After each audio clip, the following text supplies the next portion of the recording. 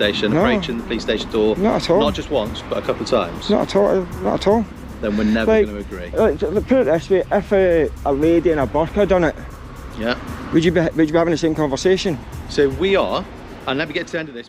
He asked one single question that completely stopped the officer in his tracks and left him scrambling for any kind of real answer.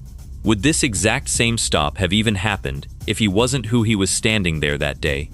That one line alone flips the entire audit completely on its head and exposes something far bigger than just one man standing near a car park.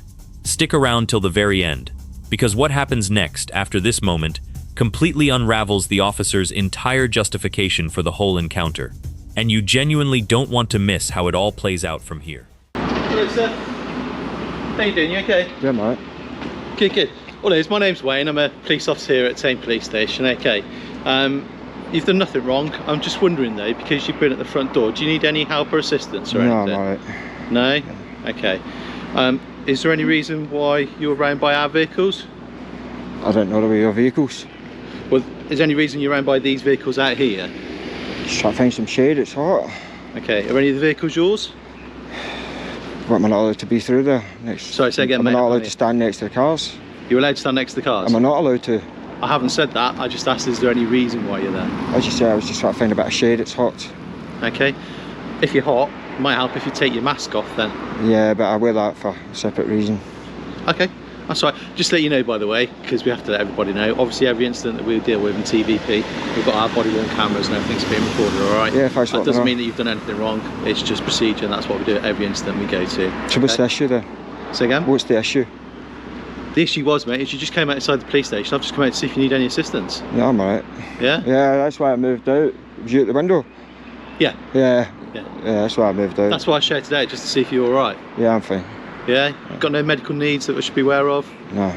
No? No, that's all right. Do you want to give me your name or not? I think I need to, do I? You don't need to. Yeah, so it's just No. alright then, yeah. Alright. What's the camera for, the GoPro? Are you a hiker, runner?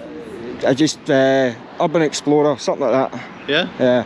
Alright, okay. What's the best place you've done? Oh, I've done so many, it's hard to say. I can't really pick one. I've got a few favourites up north, a few good places, yeah. Is that where you're from with that accent? Something like that, yeah. Okay. Alright guys, this audit goes south real quick. An officer steps outside Thames Valley Police Station to question a man who's simply standing near their parked vehicles, minding his own business, and doing absolutely nothing wrong. The auditor stays completely calm and composed throughout this entire opening exchange, explaining patiently that he was only trying to find some shade from the blazing afternoon heat. But the officer clearly isn't satisfied with that simple explanation and keeps pressing further with more and more questions. They start piling up fast, one after another. Why is he near the cars specifically? What exactly is that camera for? Is he a hiker, a runner, some kind of urban explorer? And within just a few short moments, the entire tone of the conversation shifts noticeably from a casual, friendly chat into something that feels much closer to a formal police interrogation.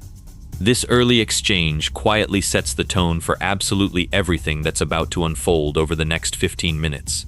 And it's already clear from these opening moments alone that this particular stop isn't going to end quickly, quietly, or without some serious friction along the way. It's just a bit of friendly advice, please don't take it any other way. Walking around outside a police station with a dark cap on, your face covered, your eyes covered, and holding on to something in your pocket like that, it's automatically gonna make us... Yeah, this wobbles about a lot, so... Yeah, I get that, I can see it now while I'm here. Yeah. It's just like I say, all it is friendly advice, covering up, holding something like that, walking around our vehicles, it's gonna make us suspicious, isn't it? It's gonna make us want to talk to you and engage and find out what's going on, alright. But that's only friendly advice. Yeah, but... it's about OTT, don't you think? There's 3 years here. Yeah? No, like... Well, we don't know you though. I don't... We don't know you. I don't know you. Yeah, I'm not expecting you to. Well, I was doing is just trying to find a bit of shade. Like, it's very, very hot outside. And because of that, you guys come running out. It's a bit... Are you struggling in the heat? Not really, no. It's just like when it's beating down on you. Like, I don't want to end up getting sunburn or anything. So, a wee bit of shade over there by that car. Yeah. And then I came over here but I just don't see what the issue with the mask in that is. Like, it's 5 years ago, people were getting locked up for not wearing a mask, and now it's an issue that... I've not said it's an issue, I've said it's going to raise suspicion. Yeah, okay? But like, loads of people wear different types of face coverings. You're absolutely right. Motorcyclists, sports people, everything. Do you treat them all the same?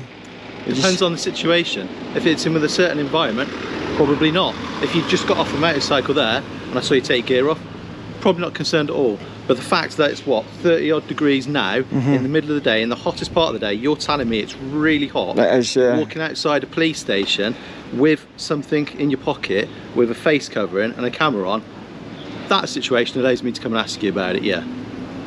I think it's over the top. Watch closely. The officer now zeroes in hard and fast on the face covering itself, framing it as automatically suspicious behavior for absolutely anyone standing right outside a police station building. He insists over and over that it's just friendly advice and nothing more sinister than that. But the auditor clearly isn't buying that explanation for a single second and fires straight back, pointing out firmly that having 3 separate officers surround one single man over nothing more than a mask and a hot summer day is completely and utterly over the top by any reasonable standard. Both sides plant their feet firmly in this exchange, with the officer trying hard to defend what he calls standard procedure, while the auditor demands actual logic, consistency, and fairness behind the reasoning being offered. The gap between their two very different positions only keeps growing wider and wider as this particular back and forth continues, and neither man shows any real sign of backing down from his stance. That is your opinion, and you're absolutely entitled to your opinion, and I would not try and stop you having your opinion. Because the reason, obviously you don't know the reason I'm wearing a mask, which is fair enough, you know, but you're going to have to be consistent then, because... Yeah, that's fair enough. Like, I wear a mask for something that's regarded as a protected characteristic. Yep. So, by you treating me differently, could, not saying it does, could constitute discrimination. So okay then, a bit of learning for me. How have I treated you differently? Well, I just asked you, like, about other people with other face coverings. Yeah. You said if a biker pulled up, you wouldn't bother. Alright? That's not what I said there, was it? I said that if a biker turned up and took his gear off, I'd be less likely. Less likely. Alright, okay, less likely. And then I went on to explain the fact that you're walking outside a police station in the middle of the day, 30 degrees heat, now complaining that it's hot, face covering, head covering, and you had your hand on something like, down the side of your thing whilst parading a couple of times, not just once, but a couple of times outside our door and our vehicles. That is going to raise suspicion or a belief in me that you're potentially not doing something good. That's why, but we've come out here, you can see how we're stood. My colleague's not in an offensive manner. Yeah, no, like, I'm here. No, I'm not saying that you have been. I'm not saying you've been hostile. You've been perfectly polite. Yeah. And all that. I've got no issues with that. But like, to be fair, you hardly even know it's a police station until you walk in there and you see a sign. Yeah. And then, like, so I didn't know that until I went in there and seen that sign. And as I say, I'm just trying to get a bit of shade. But like, you're making a big deal about the mask, and it's like, I just don't get it. Well, I think we're never going to agree, because I'm going to agree to disagree. I'm different. I don't think I've made a big deal about the mask. I've asked about the mask. Things are about to spiral fast as rights get tested openly right there on camera. The auditor drops a genuinely sharp and pointed discrimination argument, comparing his own face covering directly to protected characteristics that plenty of other people wear freely every single day without ever facing this exact kind of intense scrutiny. The officer tries hard to explain away the difference here, bringing up the extreme heat, the sensitive location right outside the station, and the repeated pattern of walking past the vehicles more than once. But his overall reasoning visibly starts to wobble and crack under the mounting pressure of the questioning. Neither side is willing to give an inch throughout this exchange, and it eventually ends in a tense, noticeably uneasy agreement to disagree between the two men. Though by this particular point in the conversation, real and lasting damage has already been done to the officer's original justification for stopping him in the first place. And I think you asked about it a few times. I've explained my reasons behind it, and I don't think that a person of reasonable firmness would say that I've gone over the top on that. So I think you've mentioned it a few times, right? Yeah. What I'm saying in terms of over the top, I'm assuming he's a police officer as well, this guy up here. Yeah. So there's 3 of you. That's right. Because I'm just wandering about. Because you're an unknown male to us. Right, but you don't like, my friend. Mate. No. Like, everybody's unknown to you until you meet them. Absolutely. Do you know what I mean? So if we can have two of us, if we can have more of us, the better. The amount of physical altercations that we have as police officers, no one wants to get hurt. We don't want to get hurt. We don't want other people to get hurt. So if we can control the situation without any aggression, then that is perfect. But you have no control here. But we're not trying to do anything with you, are we? But we're literally engaging verbally. That's all we're doing. Yeah, like we're having a healthy debate. And again, I've got no issue with the way we're communicating. Like you've been very polite, which is fair. But looking at it from my point of view, I'm out. It's a hot day. First time I've been to this town, having a right good look around. It's lovely if you go to the town centre. I had a wee walk around here, maybe 2-3 times. Fair enough, you know. But we just try to find a bit of shade. You see that I spent most of my time between the Audi and the Ford in the shade there. And yeah, I did walk around a couple of times, and I've come over here. And like, you don't know anybody until you meet them. That's right. And you're saying that you've come out because I'm an unknown male. I'm wearing a mask. Granted, I've got a gimbal in my pocket. But you said that you sort of could identify it when you first came up. So I just don't see what the issue is. You don't understand why we would talk to you? Well, I'm minding my own business. I'm not harming anyone. No. See, is there nothing about what you've done and the way you're dressed or anything like that that you think would look suspicious to us outside a police station, approaching the police station door? Not at all. Not just once, but a couple of times? Not at all. Not at all.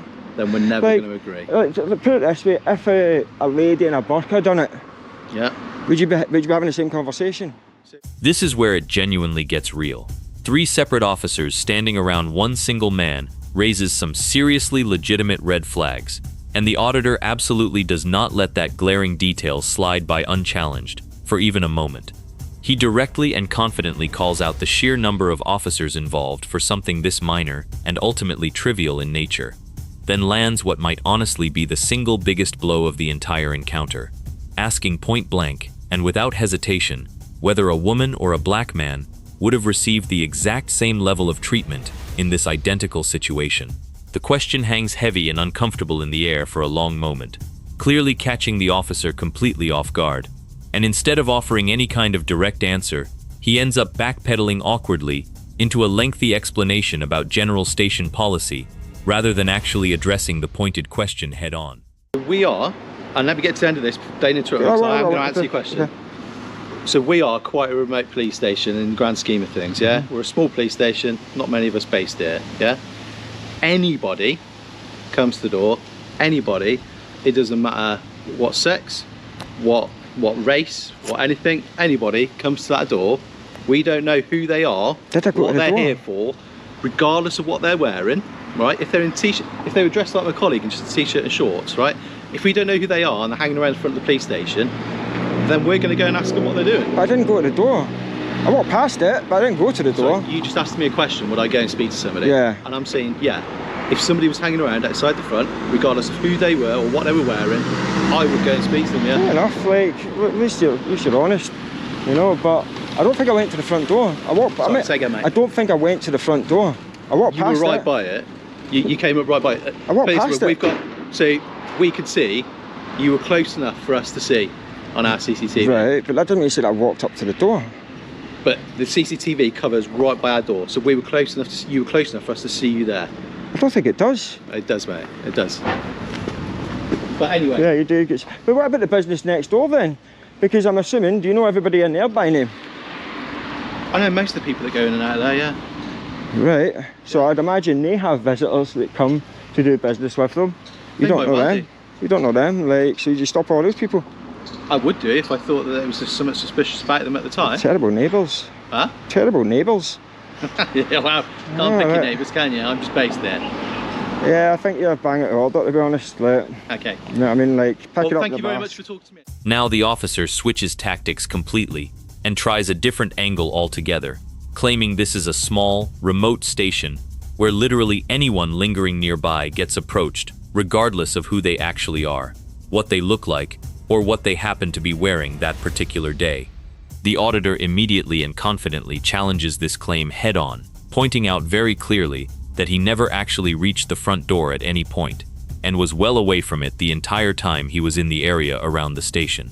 A strange little detour then follows into the neighboring business next door, with the officer eventually admitting under questioning that he doesn't even personally know everyone who regularly visits that building either, which quietly and effectively undercuts the entire justification he's been carefully building throughout this stop.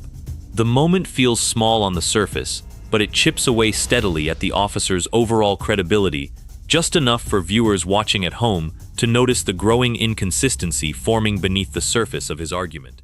Anyway, I just need you to identify yourself, please. yeah, of course. PC 7040, based at Thames Police Station. What's your name?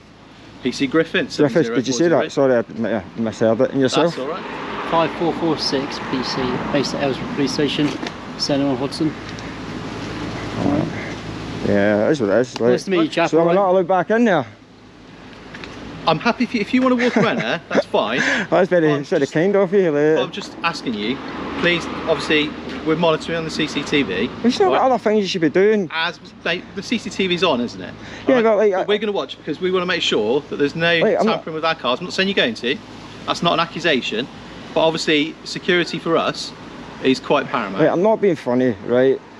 If you don't want to get into an incident with us or a situation with us, then there's shade elsewhere. But I'm not stopping you going. I'm not doing anything wrong. Like, so all you've done, but all you've said is that because you don't know me, I'm wearing a face covering and I've got something in my pocket that you now know what it is. Yeah. That's enough for free fees to come out and essentially absolutely harass me. Like, not harass you. Well, I take it as harassment. Because I'm minding my own business. I've not done anything nefarious. As you have said perfectly yourself, we have been absolutely reasonable. Speak to you in a decent way. I'm not saying reasonable, I said you've been polite. Okay, please. I think it's unreasonable what you have done. Okay. Because again, from my point of view, I don't, like you're saying that I can't see it from your point of view. I don't think you can see it from my point of view. Here's where a real moment of accountability finally shows up clearly on camera for everyone to see. Both officers are firmly pressed to identify themselves properly, and, to their credit, they do give their names and collar numbers without any real hesitation, delay, or visible pushback whatsoever. But the overall mood sours almost immediately right after that particular moment passes, as the auditor bluntly and directly calls the entire stop nothing short of outright harassment from start to finish. The officer strongly and firmly disagrees with that harsh characterization, insisting repeatedly that everything throughout the entire encounter was handled with complete reasonableness, professionalism, and genuine respect on their part the whole way through. By the very end of this particular exchange, both men are essentially standing in two completely different realities from one another, each one fully and firmly convinced that their own version of the last 15 minutes is the objectively correct one. That's why I just said a minute ago. That's why I literally just said a minute ago, we'll have to agree to disagree. Yeah. No one's arguing. That's just, if we've got different points of view, people are allowed to have different points of view. But you are, we are. The other point I want to make is like, you read it in the news all the time about police not responding to burglaries, thefts and shoplifting is absolutely rampant everywhere. Yep. And 3 of you have come out because I walked into a car park essentially. Yep. You're at a police station.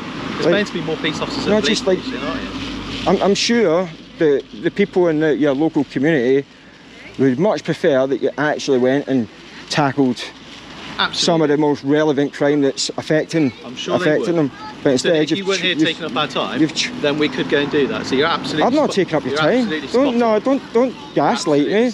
Don't gaslight me. I didn't take up your time. I didn't ask you to come out. You shouted at the window and I left, right? Because I knew that you were probably going. I went up there. You've come round the police station a couple of times. No, but when you shouted out the window, yeah, I left.